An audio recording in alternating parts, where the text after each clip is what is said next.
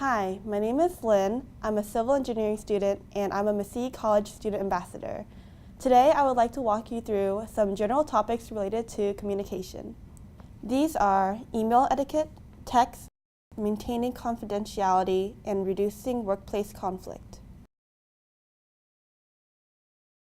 As a Massey College student employee, you'll be interacting with a lot of people, including staff, faculty, visitors, and other students. Learning how to communicate well will help you perform your job effectively. Let's take a look at this email.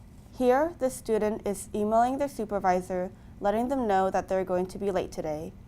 It seems that they're sending their message from their personal email and not their work or PDX email. And it seems that the student didn't spend much time checking their grammar. In this example, a student is texting their supervisor at 2:15 in the morning, asking them about changing a work shift to study for their exam. While there's nothing wrong in emailing your supervisor if you're running late or if you have an exam, there are some things to consider before sending a message, whether text or email. Consider your audience. These messages might be okay if you're texting your friend about being late for lunch, but neither of these examples are appropriate styles of communication with your supervisor. Tone. Consider the tone and style of your message, because in reality, these things make an impression on whoever is reading the message.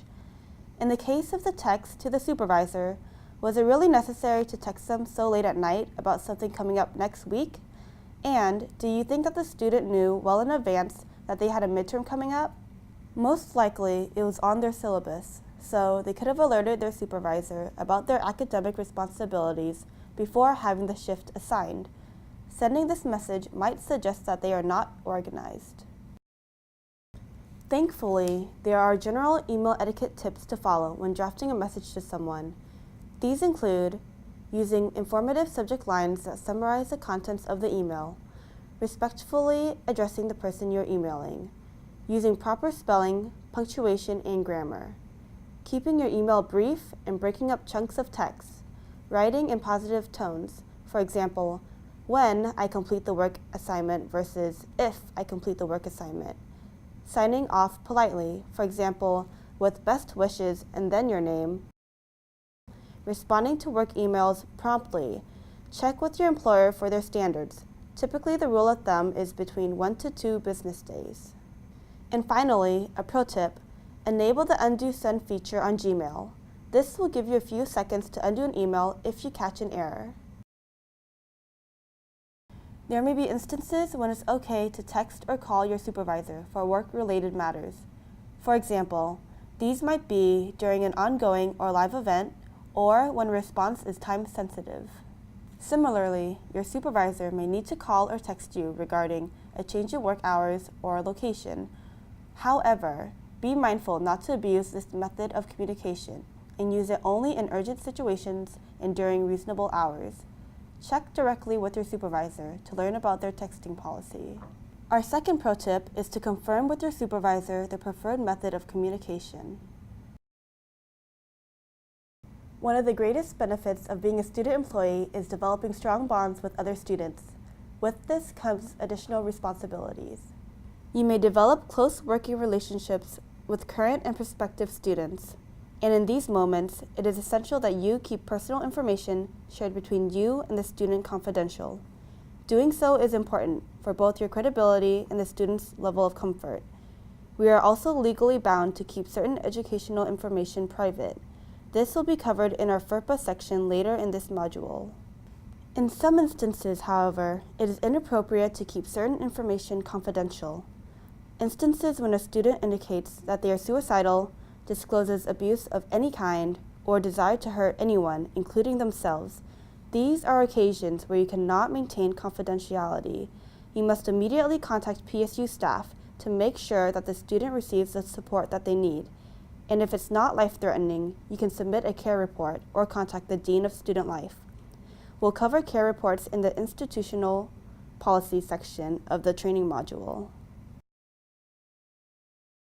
At some point in your career, professionally or academically, you'll experience some sort of conflict. It is important to understand your own conflict style when conflicts occur. Here are the 5 different conflict styles. In the competing conflict style, the goal is to win. In accommodating, the goal is to yield.